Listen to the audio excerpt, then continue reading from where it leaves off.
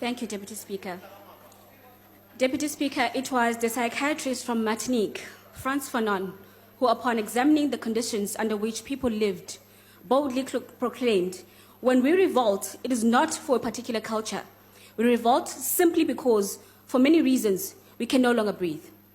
There are 52,420 reported reasons why South African women feel they cannot breathe, and that perhaps the only avenue left for us is to revolt, by any means possible. There are a number of reported sexual assault cases for the previous financial year.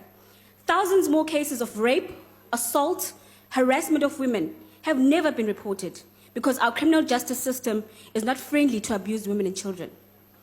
In each of these thousands of cases is a tragic story of lives cut short, of confidence destroyed, of dreams deferred, of hopes shattered, of love altered, and ultimately of lives transformed forever. These heinous acts of inhumanity against women and girls affect not only direct victims, but also their loved ones forever.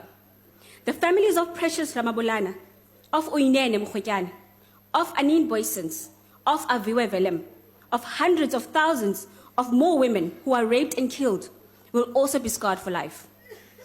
Deputy Speaker, we are fiddling while the country is burning.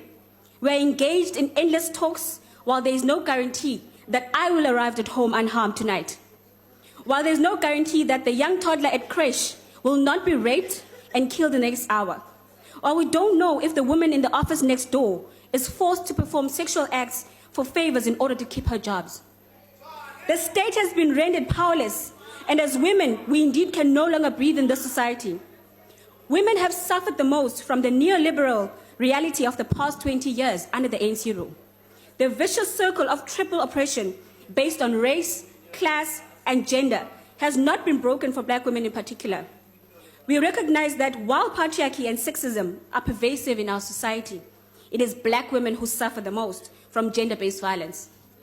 It is black women who wake up in the wee hours of the morning, leaving their young kids to look after themselves while they go and try and eke out a living in the homes of white people.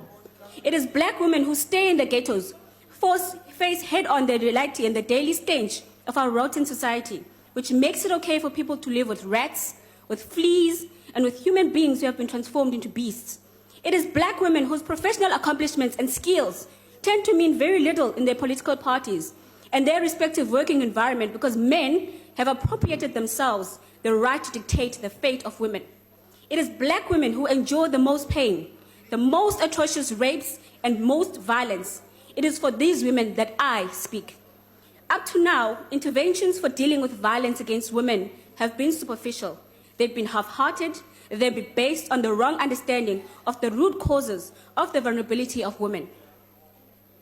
This is so because we refuse to acknowledge that gender-based violence and related antisocial activities are reinforced, even sustained by the deplorable general conditions of our people.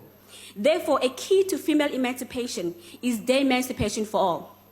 We must emphasize that transforming the lives of our people in the ghettos from one of the general structural violence as the mechanism to end of all violence, including violence against women. Our criminal justice system must not only be seen to be working when victims are from more affluent homes and families. The police in townships and villages must be empowered to do their jobs thoroughly, out of the glare of the media. Our courts let us down every so often. Thousands of women live in the same streets and face their tormentors every day because they get released so soon after cases have been reported. Every day must be a day of activism against gender-based violence. I repeat, every day must be a day of activism against gender-based violence. But as women, we can no longer depend on the state as an enforcer of our rights because maybe we need a new women's front to think and fight against the abuse of women. We can no longer be expected to act normal in a very abnormal society. And as we approach the festive season, I would like to call upon all fighters to be crusaders against the abuse of women everywhere they go. I thank you.